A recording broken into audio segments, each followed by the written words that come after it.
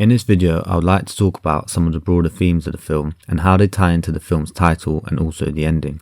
I also want to talk about some of the ideas surrounding the way in which evil is portrayed in this film, especially by Maya Goth's character Gabby. The film gradually gets darker and darker, and things become less and less clear, and by the end of it, we may feel as though there were many things left unexplained. The more I thought about it, the more similarities I found between the film and the original sin story of Adam and Eve. The word paradise comes from the old Iranian word paradisa, which means protected enclosure or garden.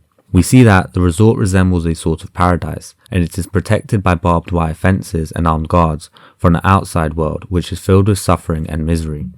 As we later find out, one of the rules of the resort is that guests are not allowed to leave. In the original sin story, God tells Adam and Eve that there is one rule in the Garden of Eden, which is to not eat from the tree of knowledge of good and evil. However, the serpent convinces Eve to take a bite from an apple from it, and after doing so, Eve convinces Adam to do the same. Likewise, in the film, Gabby convinces James to leave the resort with her and a partner for the day, breaking one of the rules. After taking a bite of the apple, Adam and Eve became self-conscious and ashamed of themselves, and were then punished by God. Likewise in the film, after it is discovered that the four of them had left the resort and James had killed a person, he is punished by the officials. What's interesting, however, is the punishment he must face. James is made to watch a clone of him die a brutal and painful death. The film does cast doubt as to who the real person is and who the clone is, but as far as understanding some of the deeper meanings, I don't think it matters who is who. I think one of the things that this scene represents is James gaining a new level of self-consciousness, as he is made to look himself in the most vulnerable and helpless state. I think this scene hints at both the self-consciousness as well as the punishment that Adam and Eve had to face. James is made to watch himself die over and over in the film, and I think this cycle of James dying a painful death and a new James being created is very symbolic. As he indulges in more and more sin and he becomes more corrupt, the old innocent version of him dies, and a new sinful and more self-conscious version of him is created. In the broadest sense, we can look at James's deaths as a gradual and painful death of his innocence. But is James really a victim in this story, or is he in fact a villain? At the end of the film, we learn that Gabby had been manipulating and deceiving James the whole time, for her own pleasure and entertainment.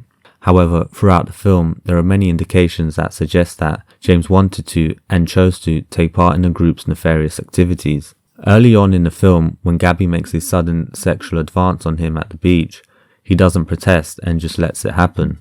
Right from the beginning, James is intrigued by Gabby, and he finds her mysterious and is attracted to her.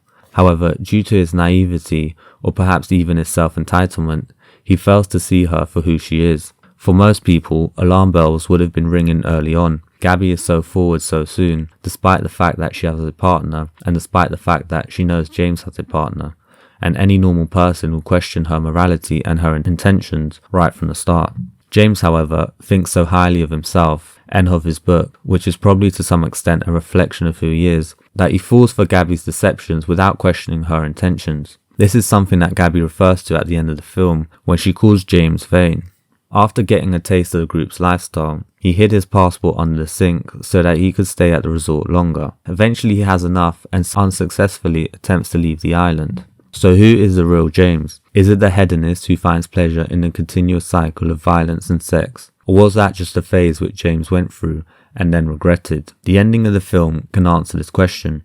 However, in my opinion, there are two opposite interpretations of it that we can make. In the final scene of the film, we see James has not left the island, and we see him sitting by himself at the resort as the rainy season begins and it is pouring down. One way we can interpret this is that James enjoyed the hedonistic lifestyle so much that he couldn't leave. He is now stuck on the island in a never-ending cycle of sin and suffering.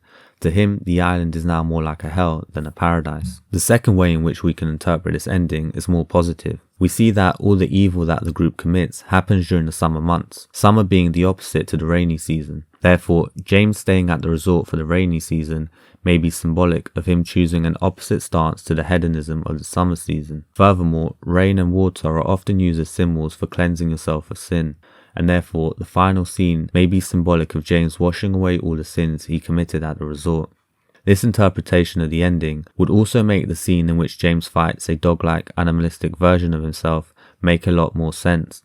Dog version of James can be seen as symbolic for the animalistic side of James, which is fueled by Gabby and the group, and wants to satisfy its physical desires. James, however, defeats this side of him in a fight, symbolizing the fact that he has overcome his primal desires and impulses and he no longer wants to take part in the group. This brings us to the film's title, which I think fits the themes of the film perfectly. I don't even remember seeing an infinity pool in the film.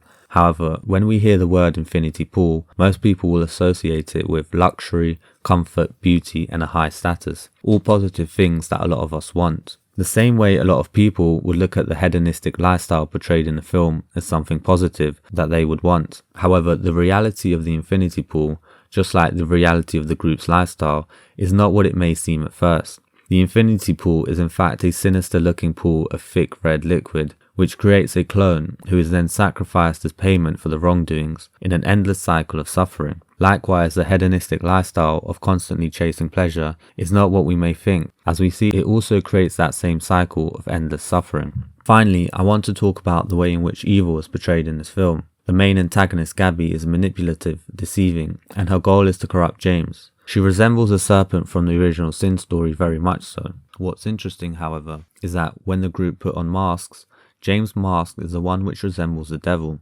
James is clearly not the most corrupt of the group, so why does his mask look most devil-like?